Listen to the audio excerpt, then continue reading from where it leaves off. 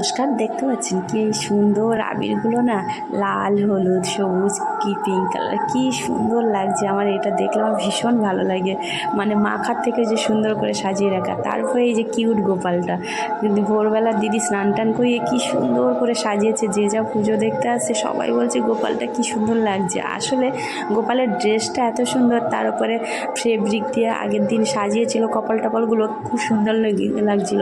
এই যে একটা গোপাল, দিদির ছোটো জায়ের ছেলে, তো দিদির ছোটো যাও এসে একটু হেল্প করছিল মানে পুজোয়। তো দুটো বাচ্চা আছে, যাই হোক। তারপরে দিদি তো পুজোর জোগাড় করছে, সেই ভোরবেলা থেকে উঠে 5টার সময় মঙ্গল আরতি করেছে, গোপালকে স্নান করিয়েছে। আর এই যে ছোট্ট ছোট্ট পাথর বাটিতে দেখেছেন সিন্নি দিয়েছে, এগুলো মোকামের পাশে দেয়। তারপরে এদিকে পুজোর জোগাড় হচ্ছে, আর বোন আবার ওদিকে মানে ছেলে মেয়েগুলো আর জামাইবুকে আর যারা আছে তাদেরকে সব খেতে দিচ্ছিল। তারপরে পুজো শুরু হলো। আর দিদি আর জামাইবাবু আগের দিন সব পুজোর সব জোগাড় করে রেখেছে, যেহেতু 8টার সময় ব্রাহ্মণ এসছে আর সকাল সকাল পুজো হয়ে যাবে, পূর্ণিমা ছেড়ে যাবে তাই। আর ওদিকে দৌলক খেলা হবে, তো প্রচুর জোগাড় আয়োজন করেছে জামাইবাবু। প্রচুর মিষ্টি, ফল মিষ্টি। আর জামাইবাবু না প্রচণ্ড হাতও লম্বা। মানে কি এটা কেন বলছি, ব্রাহ্মণ পুজো করার পরে 700 টাকা চেয়েছে। আমার জামাইবাবুর কাছে খুচরো নেই বলে 1000 টাকা দিয়েছে। এমন দেখা যায় মানুষ। তো যাই হোক, আমার জামাইবাবু এরকমই। তো যাই হোক, মানে কি বলবো, তারপরে আমরা পুষ্পাঞ্জলি দিলাম, আমি, মা আর দিদি। মানে ও যারা দেবে বলে মানে বসন্ত উৎসবে একজন চলে গেছে। বসন্ত উৎসবে যায়নি, তখন ও রেডি হচ্ছিলো, বলে আমি এখন যেতে পারবো না। তা আমরা অঞ্জলি দিচ্ছিলাম। আর কি সুন্দর না, শেষে একটা ফুলের ওপরে, একটা গাঁদা ফুলের ওপরে কি সুন্দর আবির লাগিয়ে সেটাই একটু অঞ্জলি দিয়ে সেটাই আমাদের কপালে ছোঁয়াতে বললো। তো সেটাই আমরা করলাম, বেশ ভালো লাগলো।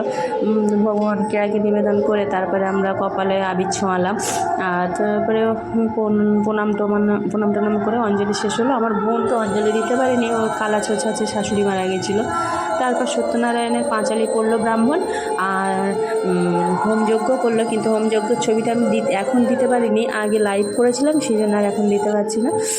তারপরে মঙ্গল আরতি করলো, করে পুজো কমপ্লিট করলো সবাই। একটু আমরা পঞ্চপ্রদীপের তাপ নিলাম, নিয়ে আর ব্রাহ্মণ আবার দিদি জামাইবাবুকে একটু জগন্নামিতা হাতে দিল, আর কপালে মানে হোমের ফোঁটা দিল, আমাদের সবাইকে দিল। তারপর দিদি সবাই আবার চলে যাবে বলে একটু আবির দিয়ে দিচ্ছিলো। আর জামাইবাবু আবার ব্রাহ্মণকে বাইকে করে দিয়ে আসতে গেছে, নিয়ে এসে হচ্ছে বাইকে করে।